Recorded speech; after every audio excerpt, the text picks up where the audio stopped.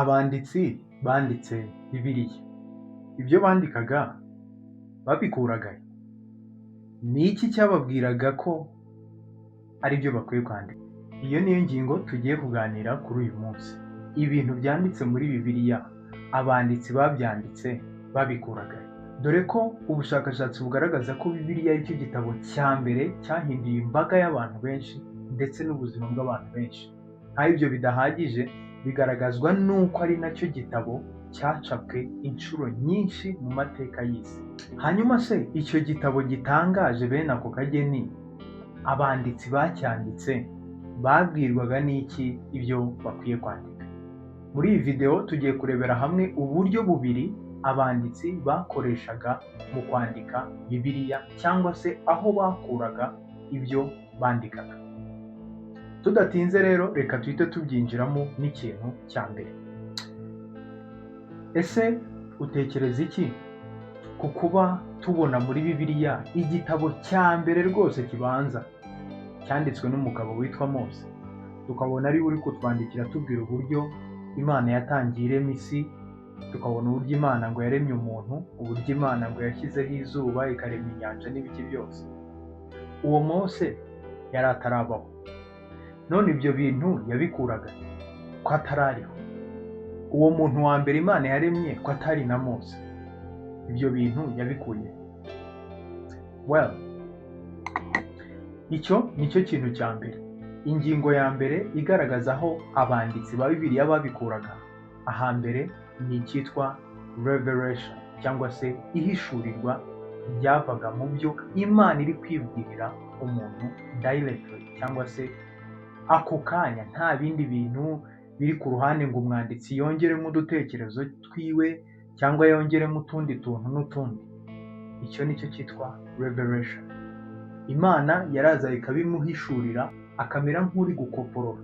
Ubwo nibwo buryo bwa mbere tubona Bibiliya yanditsemo, cyane cyane isezerano rya kera, aho tubona nka Mose avuga ibintu byabaye hatarabaho, aho tubona abahanuzi bahanura ibintu by'uzaza ari we Yesu Kristo, bamuhanura hakirimo nk'imyaka 1000 kugira ngo azavuke.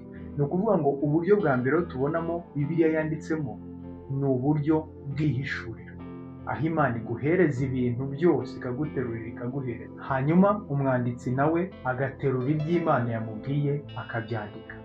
Ni ubwo buryo bwa mbere tubonamo Bibiliya yandikwa. Uburyo bwa kabiri, turaza kwifashisha inkuru n'ubundi tubona muri Bibiliya. Muri Bibiliya tubonamo umugabo witwa Sawuli. Yahoze yitwa Sawuli, yari umunyedini ukomeye cyane. Hanyuma ariko kubera ubunyedini bwari bumurimo, iyo yabonaga umuntu wigisha ibintu bya Yesu Kristo yaramurwanyaga, akavuga ati ubu ni ubuyobe. Ariko ikintu gitangaje ni uburyo uwo muntu yaje guhura na Yesu Kristo ubwe, hanyuma uwo muntu akaza guhinduka.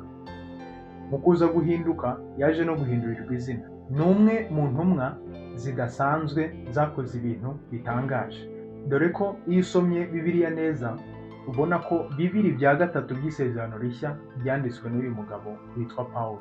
Hanyuma uwo Pawulo hari umwana yari yarirereye mu buryo bw'umwuka, amwigisha, amusobanura Bibiliya, amugira umuntu koko nawe wakwigisha abandi bantu. Uwo niwe witwa Timoteyo. Pawulo rero mu kumwandikira inzandiko, yamwandikiye urwandiko rumwe ndetse amwandikira n'urwa kabiri. Birashoboka ko Timoteyo nawe yibazaga ikibazo nk'icyo turi kwibaza, yibaza ibyanditswe byera ubundi byavuye. Hanyuma iyo ntumwa y'Imana Pawulo yaje kwandikira Timoteyo amusubiza icyo kibazo yari yamubajije. Ibyo tubisanga mu rwandiko rwa kabiri Pawulo yandikiye Timoteyo, ibice 3 ku murongo wa 16. Aho hantu tuhasanga amagambo neza asobanura uburyo bwa kabiri abanditsi bagiye babonamo ibyo bandikaga muri Bibiliya. Hari amagambo agira ati ibyanditswe byera byose byahumetswe n'Imana. Dushatse twaba turekeye aho ngaho. Iri jambo byahumetswe, iyo urebye mu zindi ndimi, kuko Bibiliya ntabwo yanditswe mu Kinyarwanda, ahubwo tubona ko Bibiliya isezerano rishya ryanditswe mu rurimi rw'Ikigiriki. Iri jambo rero ryahumetswe, iyo urebye mu Kigiriki harimo ijambo theopneustos. ni ukuvuga ngo aka kajambo theo kaba kavuze imana, hanyuma ijambo neo rikaba bivuze breath, guhumekera mu kintu cyangwa se to inspire. Mu yandi magambo, ibyanditswe byera byavuye mu mana cyangwa se it was inspired, bivuze ngo umwanditsi yandikaga ari gusunikwa n'Imana. Nicyo Pawulo yari arimo asobanurira uyu mwana wiwe yareze mu by'umwuka Timoteyo. Bivuze ngo uburyo bwa kabiri tubonamo abanditsi aho bakuraga ibyo bandika tubona muri Bibiliya ni mu kintu cyitwa inspiration, cyangwa se guterwa ishyaka, cyangwa se gukora ikintu kubera undi muntu uri kugusunikira kubikora. So ni muri uwo mujyo abanditsi tubona nanone banditse Bibiliya bari gusunikwa n'Imana. Ni ukuvuga ngo mu magambo make, mu gusubiza cya kibazo twatangiranye, ese abanditsi bakuraga hehe ibyo banditse tubona muri Bibiliya? Tubonye ko ari uburyo bubiri. Icya mbere ni by revelation, cyangwa se nihishurirwa. Umwanditsi wenda akaba aryamye akabona ibintu bidasanzwe agakoporora akandika. Uburyo bwa kabiri ni by inspiration, ni ukuvuga ngo ni ukuba uburyo umuntu wenda abanyeho n'Imana bimusunikira kugira ibyo yandika, uburyo Imana yamwigaragarije bikamusunikira kugira ibyo agira gute, ibyo yandika. Nubwo buryo bubiri bugaragara muri Bibiliya abanditsi banditsemo Bibiliya. Twizere ko wamaze gukora subscribe, uko tugenda twiga Bibiliya akantu ku kandi utazajya ucika. Tubonane mu yindi video.